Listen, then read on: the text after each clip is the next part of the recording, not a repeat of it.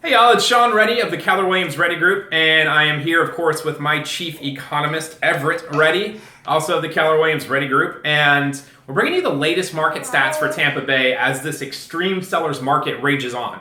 So, I've already mentioned that we are in history's most extreme sellers market, and that is supported by the numbers. So the demand right now for homes in Tampa Bay and across the nation vastly outweighs the supply. Well, those trends continued as we get these market stats handed down to us from the board just yesterday, and I want to interpret these in how they may affect you and your home's value and any potential real estate plans that you have in the short, medium, long-term future. So last month there were over 4,000 closed sales in Hillsborough County. That is a record. That is that's the highest number of sales that Hillsborough County has ever seen as far as closed sales. What does that do to pricing? The average price, or the average home that sold last month, sold for $320,000. That's down slightly from June when it was $323,000. So while the sales rose, the average selling price actually went down a little bit. Now, here's what's causing this. Listings on the market. There are only 5,578 homes on the market as of right now in Hillsborough County. That is an astoundingly low number when we're used to 10, 11, 12,000 homes on the market in a more balanced market. So that inventory is actually the lowest ever recorded, and it's down 14% from the previous month. Month supply. Yeah, this is exciting stuff. It's riveting, right, buddy? I'm going to let him tell the rest of the story here. Just kidding. So month supply, there's only 1.4 months of inventory on the market.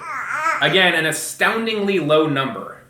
When you think of month supply, think of if nothing new hit the market, it would only take slightly less than 1.5 months for all 5,500 homes to sell, given the current sales pace. Now, we're used to 3, 4, 5 months supply at any given time. Anything 0 to 5 is a seller's market. 5 and 6 month supply is a balanced market. Anything over that is a buyer's market. So again, history, most extreme seller's market as told by the numbers. Now, what is causing that? Well, a handful of things. At a general economic level, it's again demand far outweighing supply. So the pent-up demand from the lockdown is still strong, as well as the regular seasonal demand. Typically, when school lets out, it's the busiest time for home sales. Well, that's kind of shifted into the mid to late summer months for us this year. Inventory. So we've already talked about a severe shortage of homes on the market. Is that right, buddy? Now, what's going to cause inventory to catch up to, what's going to cause supply to catch up to demand? There's a handful of factors here that could influence that.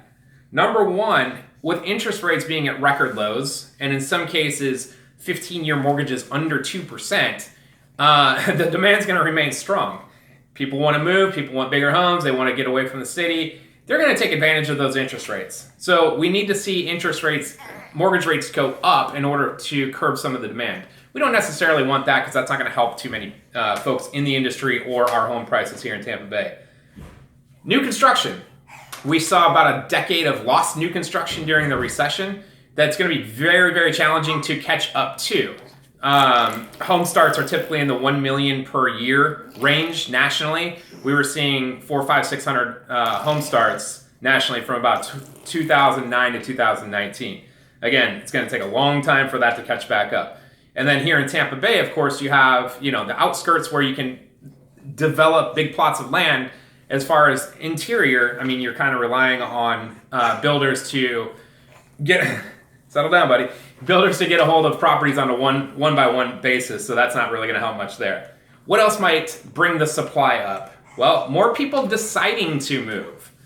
As more people catch wind of the market conditions and how favorable it is to sell, as well as the buying conditions, how favorable it is to buy with the interest rates where they're at, more and more people will come into the market on a one-to-one basis as well. You're going to have people starting to realize that, hey, maybe this market's peaking out, nearing a top, and hey, let's sell now at the peak, maybe get into something